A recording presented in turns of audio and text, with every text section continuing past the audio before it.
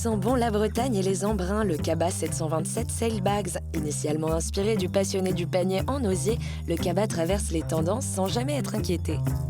On y fourre tout son ménagement et c'est pour ça qu'on l'aime. La particularité de celui que nous vous présentons aujourd'hui est assez singulière. Il n'est pas fait à partir de n'importe quel tissu, non, non, non. C'est d'ailleurs de là que vient le nom de cette maison. Alors la marque s'appelle 727 Sailbags. 727 parce que c'est la longueur d'un bateau qui fait 7,27 mètres. Le bateau, c'est un quarter tonner, c'est-à-dire un monocoque, qui a été dessiné par l'architecte Bruce Farr. Et c'est dans les voiles de ce bateau-là que Jean-Baptiste Roger, le fondateur de la marque, a taillé ses premiers sacs. Jean-Baptiste a été vice-champion du monde de Hobbycat. Il a donc pas mal bourlingué. Donc il avait des vieilles voiles de compète et il voyait sur les différents événements sportifs des sacs faits dans les chutes de voilerie. C'est-à-dire pas des voiles qui avaient navigué, mais des chutes de voiles neuves. Et lui, il a eu l'idée de recycler les voiles après qu'elles aient navigué et de raconter leur palmarès. C'est ça qui est un peu génial dans le concept, c'est de raconter une histoire d'une compétition, d'un marin, d'un bateau.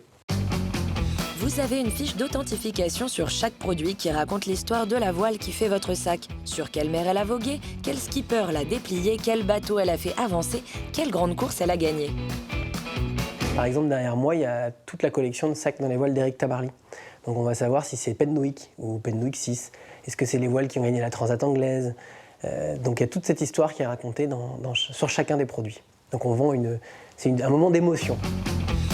Au-delà du bagage de chaque voile qui vous fait rêver de régate, la démarche a un intérêt écologique. En effet, nos Bretons surfent sur la vague de la récup qui a déferlé sur nos côtes il y a quelques années.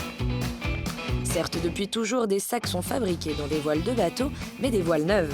Car réparer et recycler, ça coûte cher. Ici, on recycle dans un souci de préserver la nature et ses ressources, même si c'est plus coûteux. En France, 400 000 m² de voiles sont jetés chaque année. C'est la superficie de 1000 terrains de tennis, et ce n'est pas rien. Qui sont jetés à la décharge, c'est-à-dire que ça va être enfoui dans le sous-sol et ça va être biodégradé ou pas, puisqu'il y a des matières qui ne sont pas biodégradables, qui sont le carbone, le Kevlar, des gilets pare-balles. Certaines voiles sont dans ces matières-là. Il y a quand même une vraie volonté chez nous de leur redonner vie pour éviter qu'elles aillent dans les déchetteries. Après avoir acheté les voiles, ils peuvent lancer la production. Et s'ils font entre autres des cabas, c'est parce que leur associée Anna Bayou en est folle. Donc comment ça se passe? On va récupérer généralement une voile de croisière. C'est-à-dire c'est pas des voiles qui sont techniques avec des fibres, c'est des voiles plutôt blanches, celles qu'on connaît.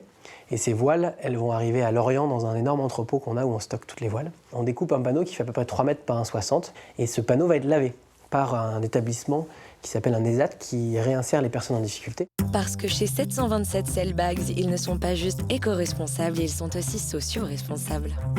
Une fois le panneau tout propre, on le pose sur cette machine dans laquelle on digitalise le patron des sacs et la machine découpe ses formes. Il y a bien entendu un côté artistique qui entre en scène. Les créas choisissent une gamme de couleurs et ajoutent un chiffre sur chaque produit, car c'est la signature de la maison. Marie-Claire est l'une des couturières. Comme tous les employés, elle est passionnée d'océan.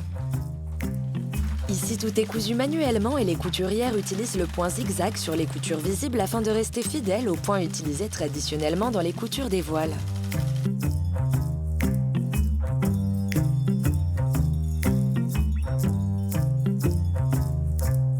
Mais concrètement, est-ce une production dédiée aux vieux loups de mer à la peau burinée par le soleil et le sel? Alors en fait, il y a plusieurs types de personnes. Il y a des gens qui sont des voileux, qui sont passionnés par le palmarès de la voile. Et puis il y a les gens qui sont un petit peu sensibles au Made in France. Ce qui va les passionner, c'est le fait que ce soit fait localement, à Lorient. Et puis il y a les gens qui sont un peu écolos dans l'âme, qui disent c'est génial, on a donné une deuxième vie à la voile. Peu importe notre profil, il suffit d'avoir envie d'évasion. On raconte des histoires d'océan. Par un morceau de voile, par un morceau de bout, par un œillet, on va raconter une histoire, l'histoire d'un skipper, l'histoire d'un bateau, l'histoire d'une île, l'histoire du Cap Horn et l'histoire d'animaux marins. Allez, on vous laisse, ça nous a donné envie de partir en vacances.